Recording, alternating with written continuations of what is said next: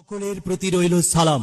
আসছে ইউনিয়ন পরিষদ নির্বাচন, আর এই নির্বাচনে জামালপুর সদর উপজেলার 15 নং রশিদপুর ইউনিয়ন পরিষদ নির্বাচনে চেয়ারম্যান পদপ্রার্থী এমন একজন ব্যক্তি, যিনি জামালপুর জেলা আইনজীবী সমিতির দুইবারের নির্বাচিত সহ সভাপতি, সদর আসনের এমপি অ্যাডভোকেট শাহ মোহাম্মদ ওয়ারিস আলী মামুন ভাইয়ের বিশ্বস্ত ও স্নেহধন্য, বিশিষ্ট শিক্ষাবিদ ও ক্রীড়াবিদ, অধমপায়ী, পবিত্র ওমরা হজ পালনকারী ও ধর্নাঢ্য পরিবারের সন্তান, মসজিদ মাদ্রাসায় দানবীর, আপনাদেরই বন্ধু, আপনাদেরই ভাই, আপনাদের অত্যন্ত কাছের ভাজন, সাদা মনের মানুষ, সিনিয়র অ্যাডভোকেট মোহাম্মদ জামিল হাসান তাপস ভাই।